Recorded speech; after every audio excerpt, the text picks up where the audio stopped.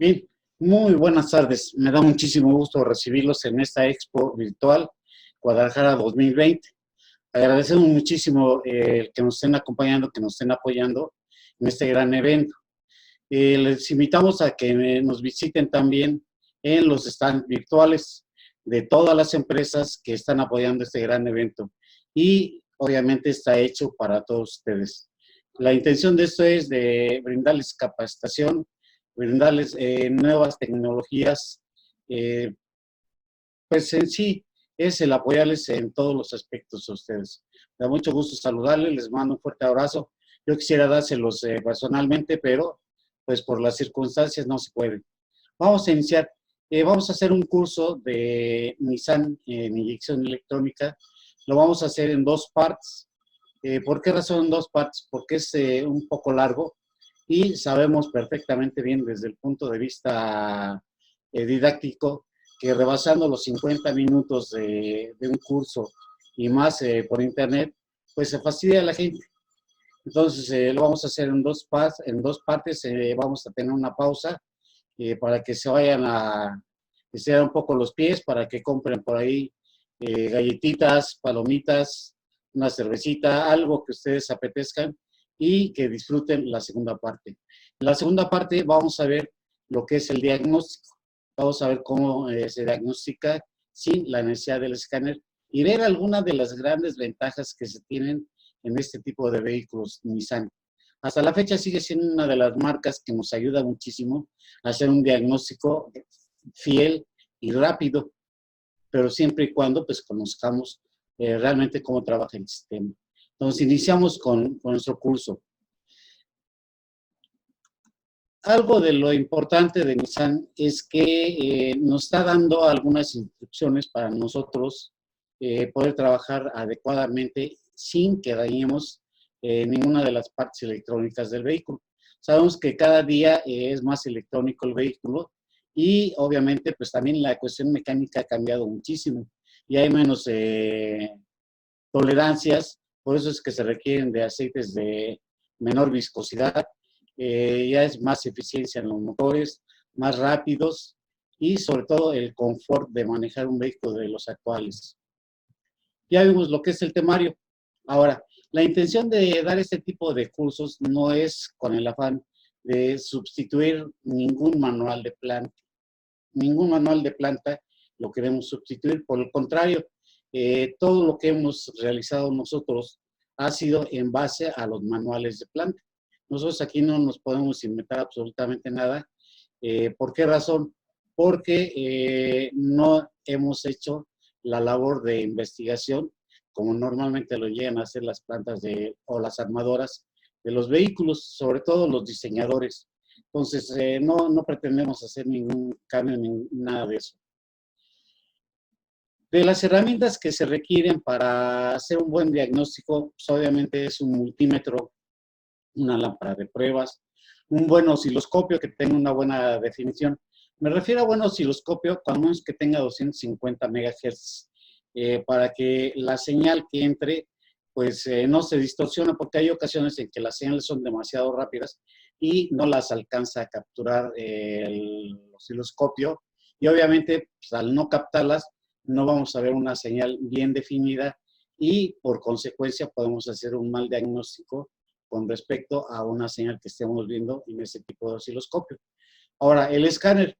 Yo lo que recomiendo es que se tenga un escáner que tenga la característica de entrar a todo el sistema de Nissan. Nosotros en el mercado mexicano sabemos que el CJ4 de Inyectoclean tiene esas características, por eso es que lo estoy poniendo aquí. Pero cualquier escáner que entre a Nissan, con ese va a ser más que suficiente para trabajar con el sistema. Y de hecho, ahorita de momento no lo vamos a utilizar, sino vamos a ver un diagnóstico manual que nos va a servir muchísimo. Entonces, eso es la herramienta básica que vamos a requerir para hacer un diagnóstico en los sistemas. Ustedes podrán observar que en los manuales, siempre al inicio de ellos, nos están dando la indicación de la ubicación de partes. Eso es interesante y es muy necesario porque luego a veces andamos buscando dónde está ubicado tal sensor o tal actuador o algún interruptor. Dentro de los manuales, les repito, ahí viene ubicada todas las partes. Puse como ejemplo una imagen de un Zuru 93, el de tapa roja, el primer sistema de inyección electrónica que salió en Nissan. Esto para que ustedes vean partes que pues sabíamos que estaban ahí, pero no sabíamos la definición de cada una de ellas. Ahí tenemos el solenoide de control de EGR y del canister. Tenemos el sensor de la mariposa de aceleración, el famoso TPS. Tenemos la válvula EGR. Tenemos el filtro de combustible. Tenemos el sistema de purga de canister. Tenemos una válvula transductora que es con la que se activa el sistema del EGR, la válvula BTP. El ducto del aire, pues ese todo lo conocemos, pero pues también es bueno el mencionar ese tipo de partes que a veces no les tomamos la importancia de vida. Y la cámara de aceleración. Ok. Otro de los puntos importantes en el diagnóstico es conocer cómo vamos a interpretar los conectores para así no hacer pruebas inadecuadas. Hay ocasiones en que andamos buscando el pin de un conector, por ejemplo, el número 1, y empezamos a contarle 1, 2, 3, 4, 5, 6, 7, 8, 9, 10. Inclusive, podemos tener el manual, pero si no lo sabemos interpretar, vamos a empezar a contar al revés. ¿Por qué razón? Porque en el manual nos va a decir si vamos a ver por la parte frontal del arnés o por la parte posterior. Entonces, muchas de las ocasiones nos dice que lo vamos a contar o vamos a verlo por la parte frontal. Y en otras de las ocasiones nos va a decir que es por la parte posterior. Entonces, hay que tener mucho cuidado. Cada sensor, cada actuador en los diagramas de los manuales viene definido por dónde vamos a ver ese arnés. Por ejemplo, aquí tengo Terminal C, el que tenemos ahorita aquí en alusión. Este lo vamos a estar viendo por la parte frontal, por el lado de la terminal. Así es como nosotros lo vamos a estar observando. Entonces, si me dice que el 1 es arriba del lado izquierdo, bueno, pues entonces empezamos a contar ahí. Si nos dice que es por la parte posterior, pues obviamente va a ser del lado contrario. Un detalle bien interesante es que cuando es visto por la parte frontal, siempre lo vamos a ver con una línea sencilla. Así es. Ahí lo tenemos por la parte posterior, arnés C. Esto me está indicando que lo voy a ver por la parte posterior. Nissan siempre nos recomienda que verifiquemos, que hagamos todas las pruebas por la parte posterior, no por la parte frontal. Cuando hacemos pruebas por la parte frontal, tendemos muchas ocasiones de meter las puntas, inclusive las puntas de las ondas de los multímetros son demasiado gruesas. Y empezamos a checar a ver qué es lo que tiene aquí. ¿Tiene corriente? ¿Tiene tierra? Pácatela, le metemos. Y todavía tenemos el cinismo y la mala acción de agarrar, meterlo y bornearlo, ¿sí? Entonces, ¿qué estamos haciendo? Abriendo esa terminal. Cuando nosotros la conectemos, vamos a tener una de dos problemas. O va a haber falso contacto o no va a conectar. Cualquiera de las dos cosas puede suceder. Y vamos a pensar que es otro problema. Entonces, ya desde ahí empezamos a hacer un mal diagnóstico. Cuando se interpretan los arneses por la parte posterior, siempre va a venir con una línea doble, como lo estamos mencionando aquí en la imagen de su lado derecho. Ahora, también es interesante saber cuándo nos indican cuando son los arneses machos o los arneses hembras. Por ejemplo, cuando vemos así el arnés macho por la parte frontal, tenemos del lado izquierdo que esta parte donde va normalmente el seguro está cubierta con negro. Eso nos está indicando que es la terminal macho. Aquí la tenemos.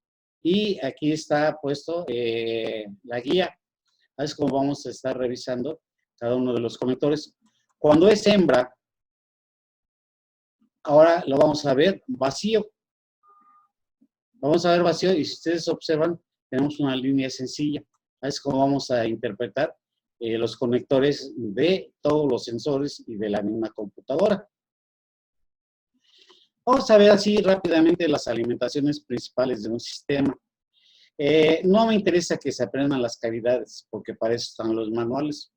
Claro que si se aprenden las alimentaciones básicas de cualquier sistema, a la hora de revisar un vehículo, se nos va a facilitar más. ¿Por qué? Porque ya sabemos cuáles son las terminales de masa, cuáles son las terminales de alimentación de corriente de batería y cuáles son las terminales de corriente de ignición. ¿Qué otra cosa más nos podemos aprender?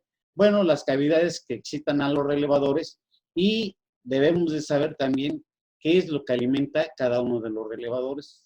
Porque luego a veces suponemos o pensamos y cuando suponemos y pensamos estamos jugando al acierto y al error. Entonces, lo más probable es que nos estemos equivocando.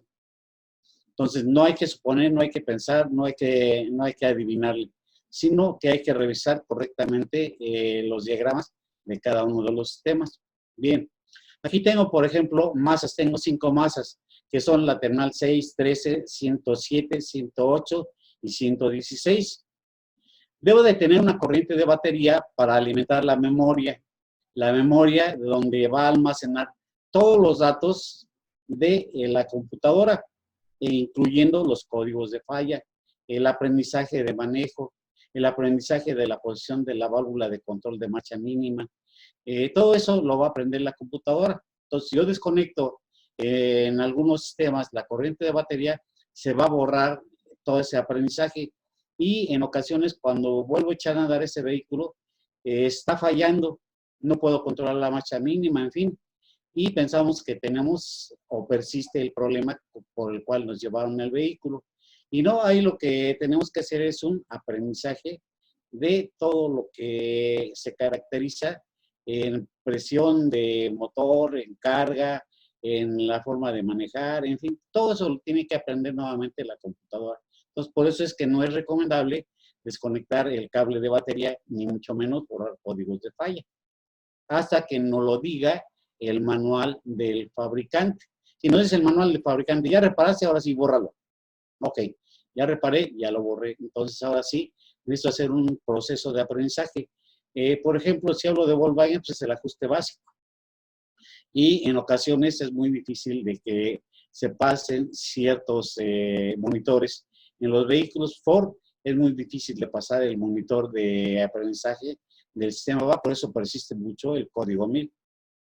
Entonces, no es recomendable, a no ser que nos lo diga el fabricante, de borrar códigos de falla. Vamos a seguir, estamos ahorita en Instagram, perdón, ya me desvié. Ok, tengo corriente de batería a 2 terminales, que es la 46 y 109, comentábamos, para mantener a la memoria viva. Ahí es donde va a almacenar muchos datos de aprendizaje y incluyen, los códigos de falla. Entonces va a entrar una corriente de ignición. Esa corriente de ignición va a entrar por la terminal número 36 y obviamente pues va a ser a través de un fusible. Cuando entra esa corriente de ignición por la terminal número 36, la computadora va a hacer su proceso. ¿Cuál proceso es? Pues que va a mandar una masa por la terminal número 4 hacia el relevador principal de alimentación de la computadora. Esa masa va a ser constante siempre y cuando tenga la corriente de ignición por medio de la terminal número 36. Si yo desconecto la corriente de ignición, automáticamente esta masa se va a cortar. Esa no es como la del relevador de la bomba de combustible, que va a tardar de 2 a 3 segundos. En el caso de Nissan, llega a tardar hasta 5 segundos en el estado del relevador de la bomba para que cargue el sistema y en un momento dado se enfríen los tubos de conducto del combustible y que no vaya a haber una inyección de vapores. Para eso es eso. Ok. Entonces, manda la masa por la terminal número 4 hacia el relevador. Ya sabemos que por la otra terminal está alimentado de corriente de batería. Se energiza el sistema, se energiza el relevador y van a pasar 12 volts a la terminal 38 y 47 de la computadora. Esta misma corriente de alimentación a la computadora va a alimentarme a 2 dispositivos bien importantes, a 2 sensores. Uno de ellos, que es al sensor óptico, y el otro es al sensor MAF, al flujómetro le llaman Nissan. Entonces, esa corriente que le llega va a ser corriente de emisión, la procesa la computadora, energiza el relevador, y el relevador va a ser el que va a alimentarnos tanto al sensor óptico como al sensor de flujo de masa de aire. Cuando ya todo está energizado, la computadora va a enviar 5 volts por la terminal 31 y 40 y la otra por la 22 y 30 hacia el óptico. Esto lo manda a través de una resistencia limitadora de 10 kiloohms. ¿Por qué la manda a través de una resistencia limitadora de 10 kiloohms esa alimentación hacia el sensor óptico? Bueno, vamos a ver por qué razón la manda así. Cuando estamos en los cursos de Nissan, siempre le pregunto a todos mis alumnos, a los que participan en el curso, que qué tipo de señal es la que envía el sensor óptico a la computadora. Unos me van a decir, profe, manda una señal digital. ¿De veras? ¿En serio? Sí, profe, se lo jure. Y si cuando le digo que no, me dicen, ay, pues es una señal cuadrada, profe. No, pues tampoco. Una señal digital, no. Entonces, una señal análoga. Y ya se confundieron, ya no saben lo que es una señal análoga, lo que es una señal digital o una señal cuadrada. Pero no, no es así. ¿Por qué razón? Habíamos comentado que por 4 cavidades van a alimentar a mis 2 ópticos en el distribuidor. Eso es lo que va a hacer. Pero esa alimentación es a través de una resistencia limitadora. ¿Por qué resistencia limitadora? Bueno, vamos a tomar un ejemplo de lo siguiente. Vamos a pensar que tenemos una batería. Ahí están las alimentaciones del óptico. Sabemos que los primeros sistemas llevaban 4 terminales. Una que es la alimentación de 12 volts, que ya sabemos que es a través del relevador. 2 señales de referencia de 5 volts para cada uno de los ópticos. Eso, les repito, es a través de una resistencia limitadora y una masa física, o comúnmente llamada una tierra. Aquí tengo el ejemplo que les comentaba.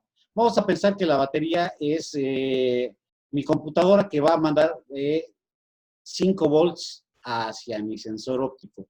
La resistencia limitadora que les estaba comentando, vamos a entender que es el foco. Aquí es una resistencia. Si yo verifico con mi multímetro después del foco, después de la resistencia, el voltaje no estando aún conectado, voy a tener el voltaje de batería. No sé si me explique. Obviamente el multímetro lo voy a poner a negativo, siempre al poste de la batería. Vale, ya lo puse ahí. Ahora sí tengo una masa aquí. Si yo cierro ese circuito, ¿qué me va a leer mi multímetro? 0 volts. No se está cortando la corriente. Lo que pasa es que estamos viendo 0 volts. Si se cortara, no habría nada. Y si se cortara esa masa, pues obviamente voy a ver el voltaje. Ya lo vería así, cuando se corta la masa. Entonces ahí lo que estamos haciendo es que estamos, entre comillas, aterrizando esa señal. Y es como se va a generar la señal digital. 5, 0, 5, 0, 5, 0. Para que se pueda comprender un poco más lo que estamos comentando. Entonces, la computadora manda el voltaje de referencia a través de la resistencia, que sabemos que es el foco. Entonces, el sensor óptico lo que me va a mandar son pulsos negativos. Y es exactamente lo mismo que un efecto Hall. El efecto Hall también está limitado de 5 volts, de 11, 12 volts y una masa. Y la computadora o el módulo manda un voltaje de referencia a través de una resistencia. Cuando el efecto Hall empieza a mandar su señal, va a mandar una señal negativa. Y cuando lo esté yo monitoreando, ya sea con el multímetro, si es muy despacito, o pues con el osciloscopio, voy a ver una señal cuadrada o una señal digital. Pero entre ambos se va a hacer que veamos esa señal, que es lo que va a procesar realmente la computadora. Pero en sí, tanto el efecto Hall como el sensor óptico manda pulsos negativos. Ojalá me esté dando a explicar. Vamos a ver cómo funciona un sensor óptico. Sabemos que esto está compuesto de un disco. Ese disco, dependiendo de la cantidad de cilindros, puede tener 4 o 6 ranuras. Inclusive, los ópticos los llegó a utilizar Chrysler en los vehículos Caravan, en algunos vehículos, creo que en un vehículo Voyager, no recuerdo, pero en Caravan sí estoy cierto, seguro. En Chevrolet lo estuvo manejando mucho en Corvette, en Trans Am. Entonces, no nada más ha sido de Nissan.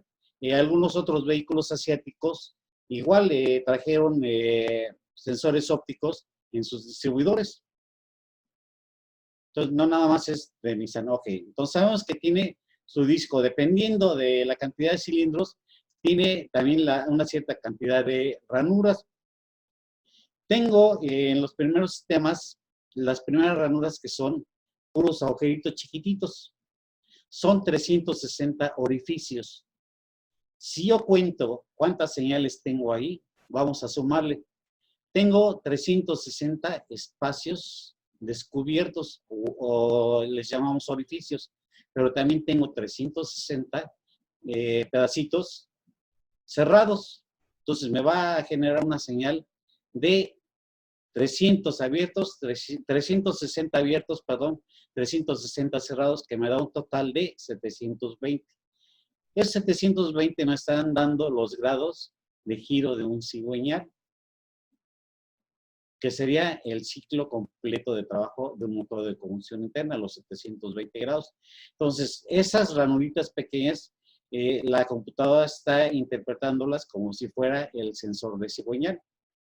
Y las otras ranuras que vienen más grandes son las que nos están interpretando la posición del árbol de levas.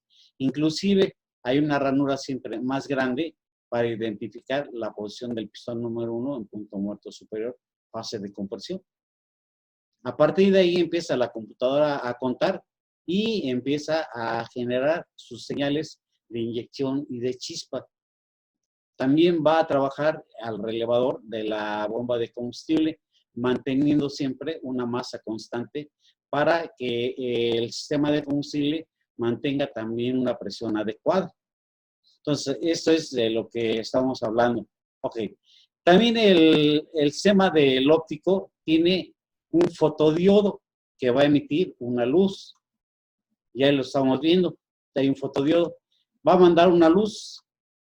Pasa esa luz a través de las ranuras.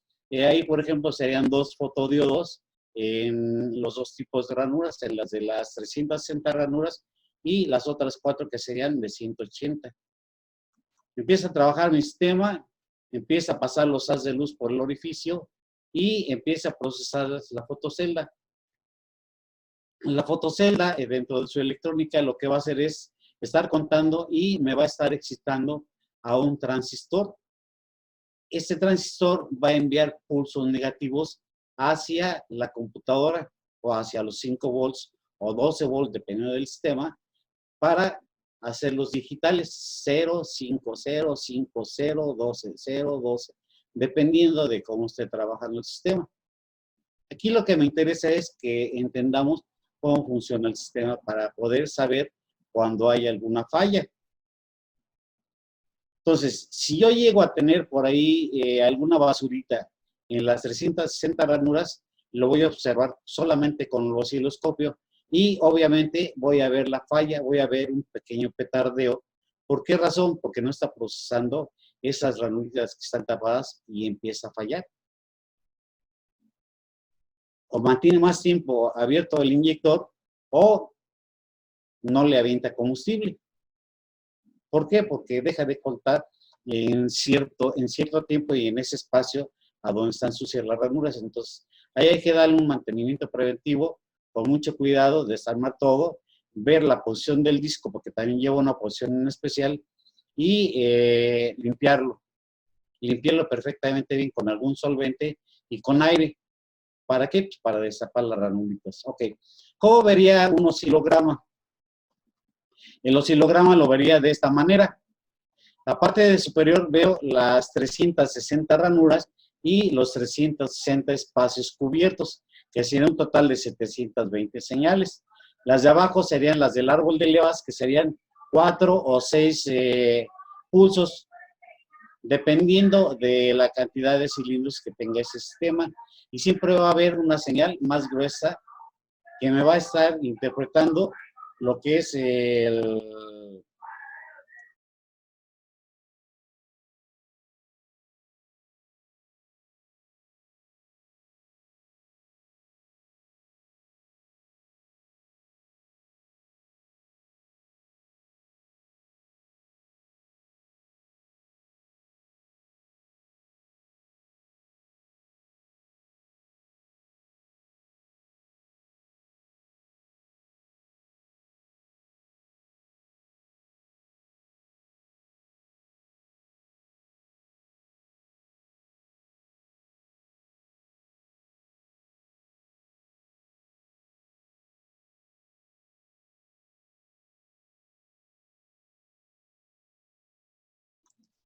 Entonces, esto me va a estar dando como definición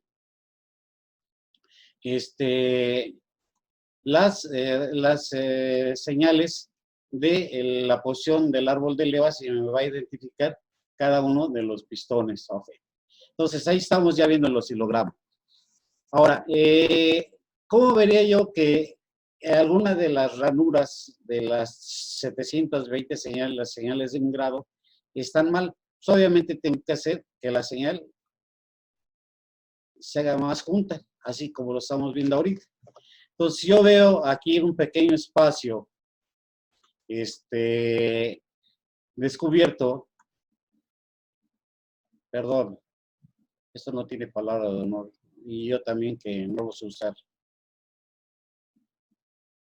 Entonces, aquí voy a tener alguna ranurita de espacio, entonces ahí me está indicando que tengo problemas con alguna basura dentro de las 720 señales, entonces ahí hay que limpiarlo. Obviamente, pues me va a generar un código de falla. Ahí está el conector del sensor de ángulo de cigüeñal. Pues en la actualidad tenemos ahora ya 6 pines en el distribuidor, más otros 2 que son de alimentación. En ocasiones nada más lleva uno, el de 2 pines, que son los 12 volts para alimentar únicamente a la bobina. El que lleva 6 pines, ahí vamos a ver primero una masa, 12 volts a través del relevador, 2 señales de referencia de 5 volts, masa para el transistor de potencia y la señal que va a enviar la computadora para excitar al transistor de potencia y a su vez esté saturando y desvaneciendo a mi bobina generando el alto voltaje o la alta tensión. Ahí tengo el conector. Si yo veo mi manual y me está diciendo HS y me lo está interpretando así, quiere decir que voy a ver por la parte posterior del conector, no por el frente, sino tengo que verlo por la parte de atrás. Y a partir de ahí voy a contar y voy a hacer las revisiones correctas. Porque hay ocasiones en que vemos este tipo de diagramas, pero no tenemos la precaución de ver que me está diciendo que es arnesit, que es del lado del arnés.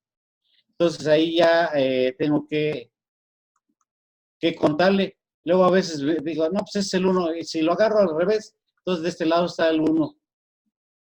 Y empiezo a revisar y da la casualidad de que ninguno de los pines que me está dando el diagrama coincide.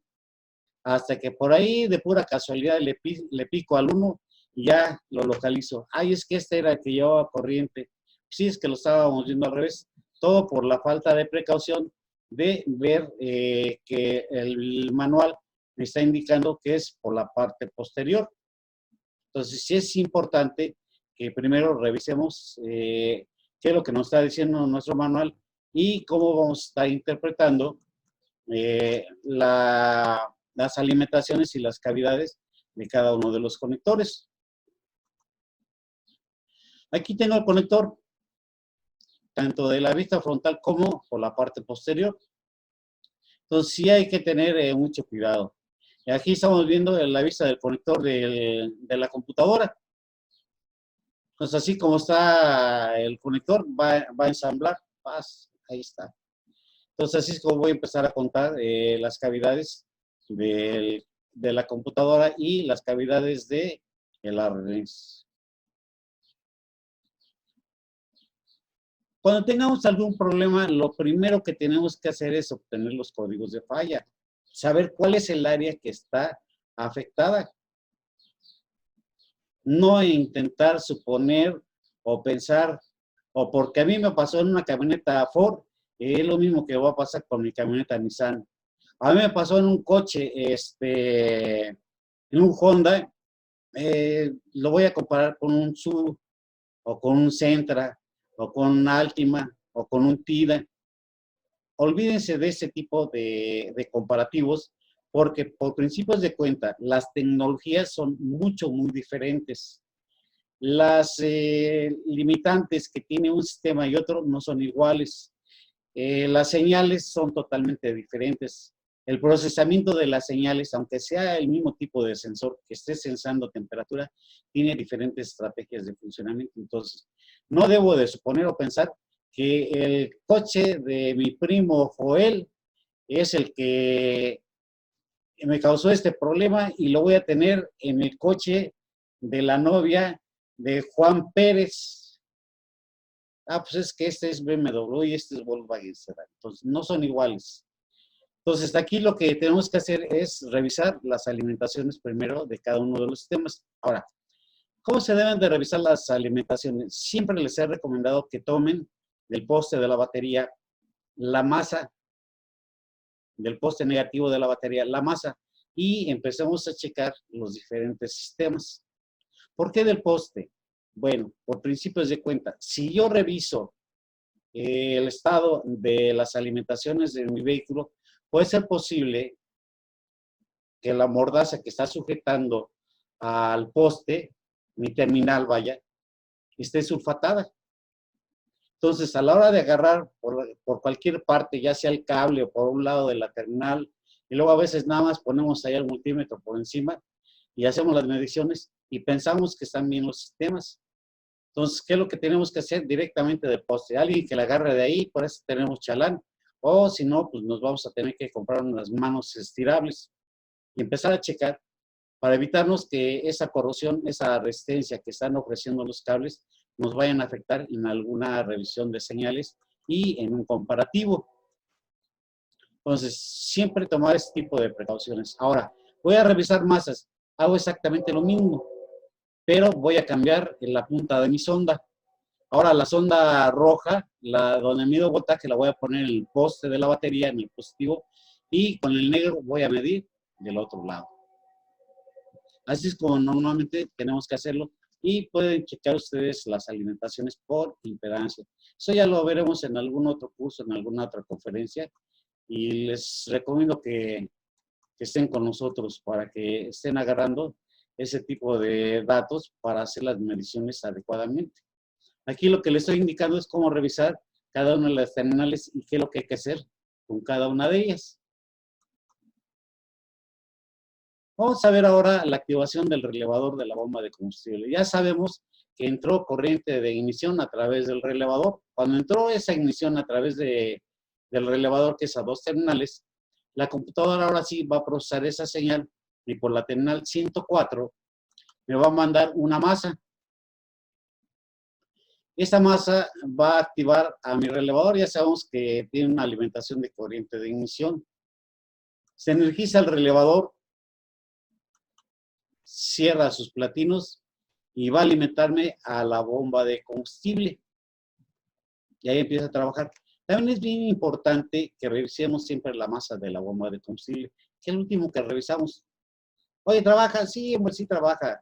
Pues nada más con que dé vuelta si haya combustible acá en el riel, es más que suficiente. No, tenemos que checar también que las masas, no por ser una tierra, como comúnmente le llaman, deje de tener la importancia adecuada. Tiene la misma importancia una masa de una alimentación positiva. Entonces hay que revisar esas masas. Ahora, aquí podemos revisar nosotros bien cómo trabaja mi bomba de combustible sin la necesidad de bajar la bomba o de quitar los asientos, de hacer un montón de malabares. ¿Cómo? Bueno, lo que voy a hacer es quitar mi relevador, ubicar dónde está mi relevador. Ubicar las terminales, leer el diagrama de las terminales de ese relevador. Por ejemplo, aquí la terminal 3 y 5 son las que alimentan a la bomba de combustible. La 1 y la 2 son la resistencia, por donde se va a energizar el relevador. Y el platino viene entre la 3 y la 5. Ok. Ya desconecté mi relevador. Voy a poner mi multímetro en la escala de 10 amperes. Siempre traten de tener un multímetro de autorrango para evitarse estar cambiando las escalas y que no me mide y que sí me mide y que ya le pusiste aquí, que ya le pusiste acá y luego le ando moviendo el punto decimal y total que al último no supe ni qué fue lo que me indicó el multímetro. Entonces compren un multímetro de autorrango de buena calidad que tenga 10 megaohms de impedancia. Esto quiere decir que debe de tener 10 millones de ohms en su resistencia interna para poder hacer las mediciones adecuadas sin que se dañen ninguno de los sistemas de inyección electrónica. Acuérdense que todo es electrónica. Computadoras, módulos de encendido, sensores, todo eso es electrónica. Entonces, si no tengo el multímetro adecuado, en cualquier momento que haga una mala medición, puedo dañar algún sistema y ni cuenta me voy a dar. Entonces, traten de comprar un multímetro con esas características y de preferencia que sea de autorrango. Ok, entonces ya lo puse en 10 amperes. Hay algunos multímetros que traen hasta 15 amperes, otros muy buenos que traen hasta 20 amperes. No me va a servir para checar lo que está generando un alternador, ni el consumo de los limpiadores de los parabrisas, ni mucho menos el de una marcha. Únicamente me va a servir para checar bombas de combustible. ¿De acuerdo? Ok. Entonces, otro punto bien importante, necesito cambiar la sonda roja de donde está puesta para medir voltaje a 10 amperes. Antes de poner mi interruptor en 10 amperes o en 15 amperes. Ok. Voy a tratar de respetar siempre las ondas de mi multímetro. ¿A qué me refiero con tratar de respetar las ondas de mi multímetro? Voy a ubicar cuál de las dos terminales del relevador es corriente de batería. Ahí voy a poner mi sonda roja, la que está puesto en amperes. Y la otra sonda es la que va a alimentar a mi bomba de combustible, que sería la masa. Y ahí me debe de marcar el amperaje. Inmediatamente, en cuanto yo haga la conexión, sin que tenga el switch en la posición de encendido, tiene que trabajar la bomba de combustible. Obviamente, pues tengo que apoyarme con un manómetro para ver cuánto me está generando de presión y hacer el comparativo de lo que me está consumiendo de amperaje con la presión que me está generando el sistema. Entonces hay que tener las dos cosas. No basta nada más con tener o el medidor de presión o el multímetro para checar amperaje. Necesito ambos para que haga un buen diagnóstico y lo haga correcto y adecuadamente. Ok. ¿Cuánto debe de darme de consumo de amperaje? Me van a preguntar muchos de ustedes. Está bien sencillo. Acuérdense que por cada 10 libras de presión me debe de consumir un amper. Yo veo mi manual y me dice, me va a generar 43.5 libras de presión. ¿Qué amperaje me tiene que dar? 4.35 amperes. Checo en mi multímetro y checo con mi manómetro. Y si ambos coinciden, que me está indicando que mi sistema está correctamente, que mi problema puede estar en otro lado. ¿Qué sucede si me da menos amperaje? ¿Me da 2 amperes? ¿O me da 1 amper? Bueno, si me da 1 amper, 2 amperes, aquí lo que debo de suponer es que no tiene combustible el tanque. Ese vehículo, aunque me esté marcando lleno, no tiene combustible. ¿Por qué razón?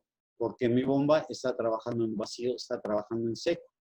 Entonces no está generando el trabajo que debe de hacer la fuerza para estar elevando el combustible y elevando la presión dentro del sistema de inyección. Entonces está trabajando en vacío. ¿Qué otro problema puedo tener? Que el sedazo por estar recogiendo la gasolina, el filtro, esté tapado y no haya gasolina adentro de la bomba de combustible. Entonces son las dos causas por las cuales me va a generar un amperaje muy bajo. Entonces ahora sí, hay que quitar la bomba de combustible, limpiar el tanque de combustible, cambiar el sedazo, hacer lo que tengan ustedes que hacer, inclusive llevarse por ahí 20 litros de gasolina y ponérselos al vehículo para que trabaje correctamente, porque a lo mejor por eso se paró. Y ya está pensando el cliente que hay que cambiar la bomba de combustible. Bueno, normalmente, pues, si ya trabajó un buen rato la bomba de combustible así en vacío, ¿saben qué? Sí es recomendable que la cambien, sirve de que aprovechan y pues ahí nos ganamos un pesito más. ¿Qué pasa si ahora me da un alto consumo de amperaje? Ok, reviso mi manómetro, tengo 8 amperes de consumo, pero mi presión es de 40 libras o 35. ¿Qué problema tengo ahí? Ah, que los ejes donde gira el rotor de mi motor de la bomba de combustible ya están desgastados. ¿Y qué pasa? Que están rozando, por eso es que están consumiendo un amperaje muy alto. Hay ocasiones en que consumen 12, 13, 15 amperes y se recalientan las bombas por lo mismo. Dejan de funcionar y luego llegamos nosotros como magos, despegamos abajo a los tanques de combustible con un palo, una piedra, un marro, un mazo y inmediatamente trabajan. ¿Qué fue lo que pasó? Pues que de algún golpe se alinearon nuevamente los ejes del rotocito y cuando vuelvo a trabajar, pues ya no están rozando. Pero va a llegar un momento en que vuelvan otra vez a rozar y sigo con el mismo problema. ¿Por qué razón? Porque hay un desgaste en los ejes. ¿Qué otra razón puede ser? Bueno, dependiendo de la cantidad de amperes que esté consumiendo, puede ser que el regulador no esté funcionando adecuadamente, no tenga el vacío o esté dañado. Otra razón, filtro de combustible tapado. Ya tenga como 20 años, es que no le he cambiado el filtro de gasolina, me salió re bueno el carro, porque desde que lo compré no le he cambiado el filtro de gasolina. O me fui al cerro y por ahí pegué unas piedras, bácatelas. ¿Qué pasó? Que doblé algún tubo, alguna manguera está mal puesta, en fin. Eso puede ser lo que me esté generando un alto consumo de amperaje. Entonces, todo esto me va a ahorrar muchísimo tiempo, siempre y cuando lo tenga presente en la mente. Entonces, vean que sí es sencillo el diagnóstico, no es tan complicado. Ahí está lo que estamos comentando, cuánto debe de tener de presión. 43.4 libras de presión. Me debe de consumir 4.34 amperes. Espero que quede un poquito claro esto. Ok, vamos ahora con el sistema de encendido, que es el que nos puede ocasionar una serie de problemas bien grandes. ¿De qué está compuesto el sistema de encendido en Nissan? Está compuesto de un transistor de potencia, que es el transistor que me va a estar excitando la bobina, me la está saturando y me está desvaneciendo, saturando, desvaneciendo, saturando, desvaneciendo. Está generando chispa. ¿Qué otra cosa? La bobina de encendido, por supuesto. ¿Qué otra cosa? Una resistencia limitadora que va a enviar la señal del pulso que está excitando a la bobina a la computadora. Muchas de las ocasiones interpretamos que esa señal le sirve para el tacómetro. Pero aparte de eso, le va a servir para otra cosa, para hacer el diagnóstico de mi sistema de encendido. Y cuando me genera código de falla de encendido es porque ya la computadora detectó que hay un problema, sobre todo en la bobina de encendido. ¿Qué es lo que tengo que hacer? Bueno, pues eso lo voy a tener que revisar con el osciloscopio. No puedo checar, agarrar, quitar el cable de la tapa de distribución y mandarla a una masa. No, hombre, está rosita la chispa. No, está re buena. Así es que me enseñó mi maestro, que me enseñó mecánica, que estaba rosita, estaba re buena. Que está azul, no, pues ya no sirve. En fin, hay muchas teorías con respecto a eso. Obviamente, pues lo estoy diciendo al revés. Pero no se debe de hacer así, y mucho menos quitar los cables y separar la chispa de su punto más cercano, las masas, que serían, por ejemplo, las bujías. Ya les tomo una distancia bien grande y acuérdense que electricidad y sobre todo el alto voltaje, la alta tensión, es mexicana, se va por donde más fácil se le hace llegar a la masa. Por ahí se va por donde esté más facilito el camino de salida. Tengo también un capacitor.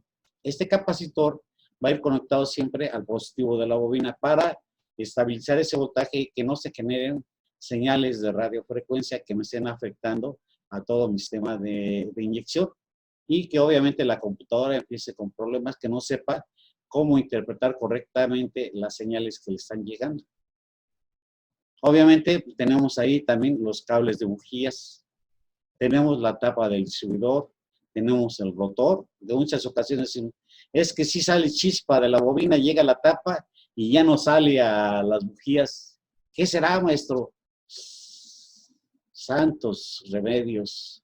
Bueno, pues revisa el rotor porque a lo mejor está perforado y la chispa les decía que era mexicana, entonces va por donde más fácil se le hace salir al punto de masa. Así de sencillito, ok. Ahorita vamos a ver también la resistencia de los cables, para que más o menos se den una idea. Por cada metro de cable se deben de tener 20 kilómetros.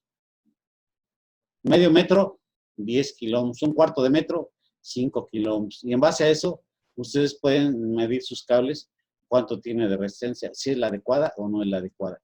Bujías. Las bujías también deben tener cierta resistencia.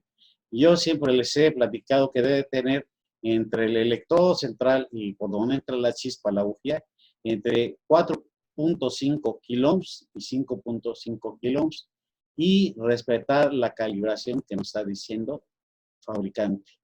No importa que sean nuevas las bujías, siempre hay que revisarlas.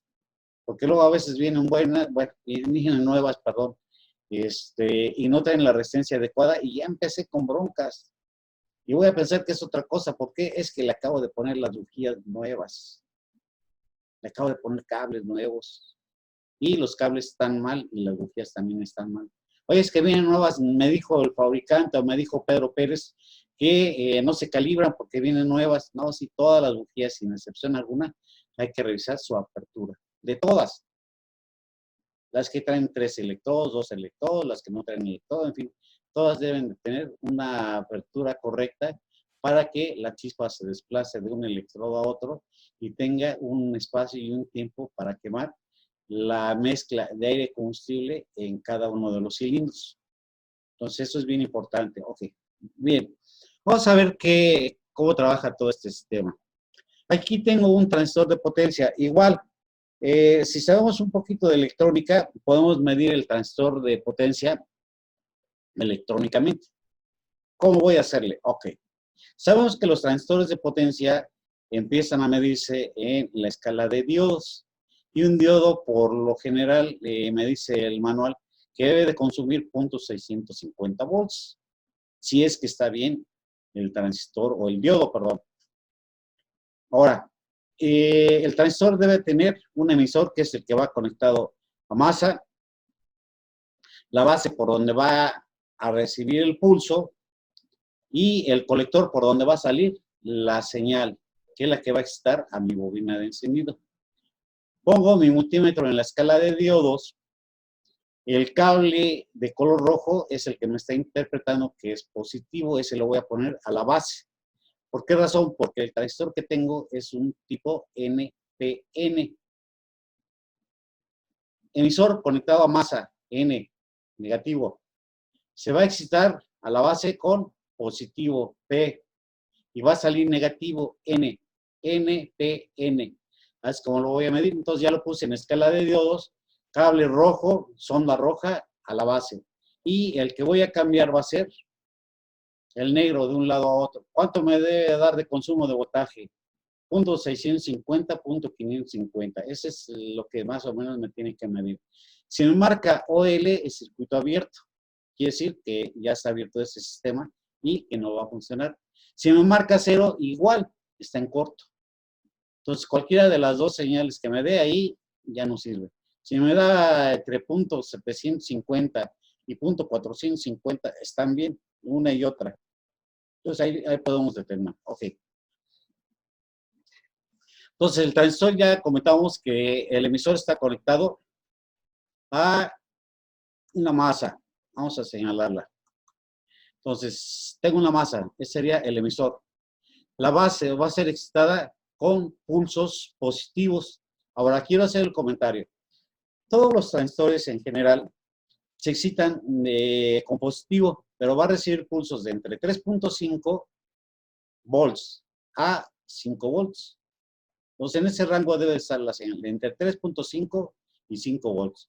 Entonces, esa es la señal que debe de recibir cada transistor en el sistema.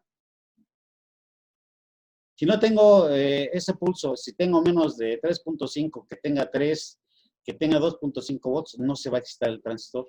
Si yo pongo una lámpara o un foco LED, perdón, por lo de foco, un LED ahí, me va a prender. ¿Por qué? Porque el LED se prende con un volt, 1.5 volts. Entonces, yo voy a ver la señal y voy a creer que la señal que está mandando la computadora es la correcta. Entonces, ¿qué tengo que hacer ahí? Conectar mi osciloscopio y revisar la tensión de esa señal. Me refiero al voltaje. Ok. Entonces, por aquí le van a llegar pulsos de 3 a 5 volts. Como es NPN, aquí lo que va a hacer es mandar pulsos negativos. Aquí tengo una corriente de encendido 12 volts hacia mi bobina de encendido. Y aquí está el capacitor para evitar esos ruidos. Cada vez que está mandando el pulso negativo, está entrando esta señal a la computadora, la terminal número 3. ¿Qué es lo que va a medir la computadora? Bueno, en los sistemas de Nissan normalmente generan las bobinas de encendido sobre 35,000 volts. Y eso se va a ver en el pico de tensión en un oscilograma. Si tiene menos de eso, que ya empieza a tener 30,000 volts, 25, 20,000 volts, inmediatamente la computadora me va a decir, ¿sabes qué? Tienes problemas con sistema de encendido. Me va a generar un código de falla del sistema de encendido. ¿Y qué es? Normalmente es la bobina de encendido. Esa hay que cambiarla. No puedo agarrar, lavarla, pintarla y volverla a colocar porque no voy a engañar a la computadora. Entonces ahí hay que comprarla nueva, de preferencia, pues que sea igual a la original o en su defecto una bobina de encendido original por las características que tiene la computadora de análisis hacia el sistema de encendido. Nada más por esa razón. Pero en fin, ya es cuestión de cada quien. Yo se los dejo nada más como comentario. Se me pasaba. Quiero hacer una prueba en banco de trabajo. No se la recomiendo mucho porque, híjole, le habemos cada compañero que cuando hacemos eso empezamos a jugar y podemos dañar nuestro transistor. ¿Qué vamos a hacer? Vamos a alimentarlo aquí de 12 volts. Aquí por donde salen los pulsos negativos que van a excitar a la bobina, puedo poner una lámpara de pruebas a 12 volts y otra lámpara de pruebas a 12 volts aquí. Entonces, cada vez que yo excite a la base del transistor, me debe de prender mi otra lámpara. Esa sería una prueba física del sistema. Pero no hay como checarlo con el osciloscopio, ¿eh? Entonces, definitivamente, yo lo que hago es recomendarles, ¿saben qué, muchachos? Háganlo con el osciloscopio, por favor, se van a quitar de muchos problemas. Se van a ahorrar tiempo en el diagnóstico, si fueran tan amables. Este es el tipo de señales que voy a ver en el oscilograma. Tengo ahí los pulsos del sensor óptico, las ranuras de 180 grados y tengo el pulso de 5 volts, que es el que me va a excitar a la bobina de encendido. Entonces, ¿de cuánto debe tener de voltaje? Ya sabemos que va a ser de entre 3.5 a hasta 5 volts. Ok. Aquí tengo un oscilograma de una bobina de encendido. Vamos a ver qué es lo que me dice este oscilograma. Déjenme agarrar el láser por acá. Aquí lo que voy a medir es la tensión que tengo en mi batería. Si mi alternador me está generando 14.3, aquí debo de tener 14.3. Si me está generando 15.86, aquí debo de tener 15.86. Mi osciloscopio lo tengo graduado que por cada cuadro, por cada división, los tengo calibrado a 50 volts. De aquí tengo 50, 100, 150, 200, 250, 300, 350 y hasta acá arriba 400 volts. ¿Qué voltaje es el que me genera la bobina de encendido? Este voltaje que me está dando aquí como resultado, lo voy a multiplicar por una constante que serían 100. Esa es una constante para todos los sistemas en general, cuando está calibrado así mi osciloscopio. Si me está dando, vamos a ver a este cuánto tengo. Tengo aquí 50, 100, 150, 200, como 220 volts por 100. Serían 22,000 volts. Normalmente estas bobinas me generan sobre de 35,000 volts. Entonces, me hace falta todo esto. ¿Qué código de falla voy a tener?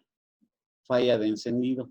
¿Cómo se va a dar cuenta la computadora? Ah, es que no llega hasta este punto, este pico de tensión. Si yo quito el cable de la tapa de distribución y lo acerco una masa, voy a ver la chispa. Pero eso no quiere decir que la bobina esté trabajando adecuadamente. Estoy viendo que funciona de alguna manera, pero no es la tensión correspondiente a mi sistema. Y obviamente, pues aquí voy a tener consumo de combustible. ¿Por qué? Por la falta de potencia. Voy a perder velocidad, no va a cargar, no va a arrastrar lo que normalmente arrastra ese vehículo. En fin, voy a tener una serie de problemas. Inclusive, voy a tener problemas con las verificaciones. Voy a tener muchos hidrocarburos. Oye, pero está buena la chispa. Sí, está buena la chispa. ¿Cómo la checaste? Le puse el dedo, ¿no? Hombre, sí da unos toquesotes re buenos. Esa no es la manera, tengo que hacerlo con un osciloscopio y de esta manera para poderlo analizar. Ok, aquí, por ejemplo, está cargando la bobina. Ya dice la computadora, ya tiene el tiempo suficiente para cargarse la bobina. Suelta, se genera el alto voltaje. Baja esta señal y esto que tengo aquí es el tiempo que transcurre en pasar el voltaje de un electrodo a otro. Por eso es importante darle la abertura o la apertura correcta a los electrodos, calibrar mi sistema, que son nuevas. No, hombre, tú revísala, por favor, porque te vas a quitar de muchos problemas. Entonces, es el tiempo que dura en pasar la chispa de un lado a otro. Normalmente ese tiempo debe de estar en 1.5 milisegundos. Entonces, de este punto donde tengo el láser hasta este punto, debe de tener 1.5 milisegundos, siempre y cuando esté calibrada la bujía adecuadamente. Este voltaje le llamamos voltaje de quemado. Debe estar sobre de 40 volts normalmente, cuando está la bobina bien. Aquí obviamente pues tengo un desgaste ya en mi bobina, no me está generando el voltaje, por ende, pues me estoy dando cuenta que el voltaje de quemado es más bajo. Entonces esta bobina ya hay que cambiarla. Hay que darle la buena sorpresa al cliente y que va a estrenar bobina. Y estos pequeños remanentes me van a indicar el estado de los devanados, del devanado primario y del devanado secundario de mi bobina de encendido. Estas amortiguaciones, si me refiero a los piquitos que me está generando aquí, deben ser normalmente de 3 a 5. Eso me está indicando que tanto el devanado primario como el devanado secundario están trabajando correctamente. Si tiene más de 3, perfecto. Tiene 6, 7, me está indicando que los devanados están muy bien. Pero si ya tengo 1, tengo 2, díganle a su cliente que se vaya preparando con un pequeño dinerito porque va a estrenar bobina de encendido. Y es uno de los problemas que constantemente tenemos en el taller, el diagnóstico de mi sistema de encendido. No basta, repito, con ver la chispa. Hay quienes le ponen por ahí, según unos probadores de chispa, que no sirven para nada, la verdad. Nada más para darnos toques. Esta es una señal que está más o menos, vean, y ahorita sí ya tengo arriba de 35,000 volts. Entonces esta bobina está trabajando con la tensión adecuada. Vean, aquí tengo problemas de cables de bujías, miren. Tengo problemas de suciedad en mis bujías. ¿Por qué razón? Pues aquí veo unas pequeñas intromisiones de señal. Y vean las amortiguaciones, tengo 1, 2, 3, 4, 5, por ahí se alcanza a hacer otra pequeñita, tengo 6. ¿Qué me está indicando? Que mi bobina está bien. Aquí el problema que tengo puede ser con mis cables o con mis bujías sucias de carbón, llenas de carbón. Entonces, así de fácil puedo diagnosticar, pero siempre y cuando conozca cómo se genera la señal y qué es lo que me está indicando en mi oscilograma esa señal. Y en 2, 3 minutos, les vas para afuera. No que ando cambiando bobina. Oye, es que ya le puse la bobina de Pedrito aquí, que no me funcionó, que siguió igual con la misma bronca, en fin. Y ando invirtiendo tiempo, ando pensando, suponiendo y jugando a la tina y córrele. Sí, estoy jugando al acierto y al error. Malo. Entonces, por eso les decía que un buen osciloscopio y que tengan ustedes en mente que debe ser cuando menos de 250 MHz, de preferencia de 4 canales. Entonces, ahí tienen la solución. Continuamos. Pulsos de inyección. Ok. Aquí tengo un punto bien importante. Ya sabemos que le llegan 12 volts a los inyectores, que cada una de las terminales va a mandar un pulso negativo y que me va a dar un oscilograma. Normalmente el pico de inducción de los inyectores está sobre entre 60 y 70 volts. Entonces, para esto obviamente requiero a fuerzas también del osciloscopio. A fuercitas, a fuercitas, a fuercitas. Ojo con lo que vamos.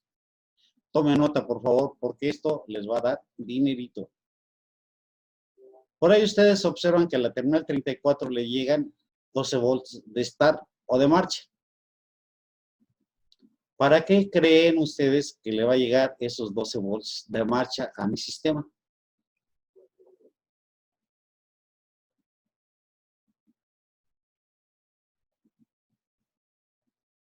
¿Al que está acá atrás?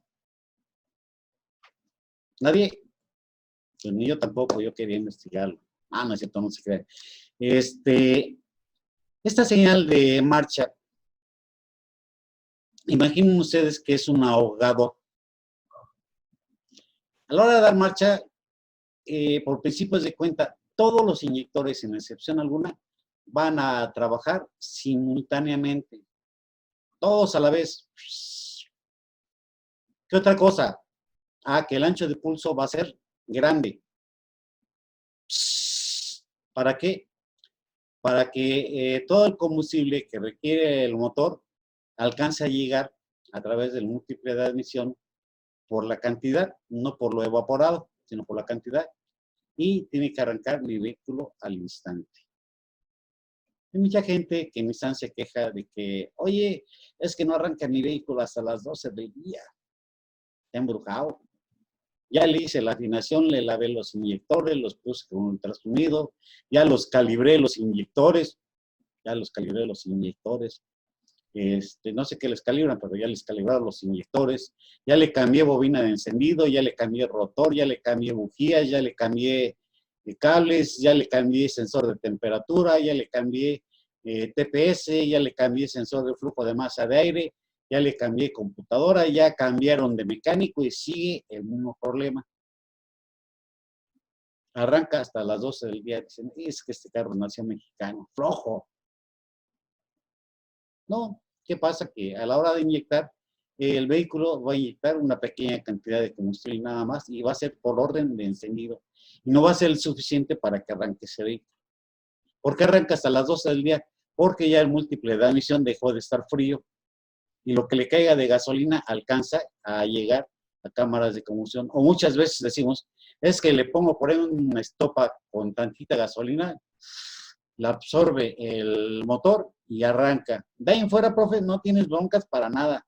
Todo el día anda trabajando bien hasta el siguiente día. Qué raro. Está embrujado. ¿Dónde tengo mi problema? En estar marcha. Cuando lleguen este tipo de problemitas, pues arréglenlos y cobren su conocimiento. Nada más. Ahí me guardan cachito, no sean malos. Entonces, para eso sirve el STAT a sistemas de Nissan. Tengo por aquí una pestañita que me está dando guerra desde hace rato. ¿Cómo puedo saber si el sensor de temperatura de refrigerante en el coche está malo? Bueno, por principios de cuentas, necesitamos saber qué realmente es un sensor de temperatura de refrigerante.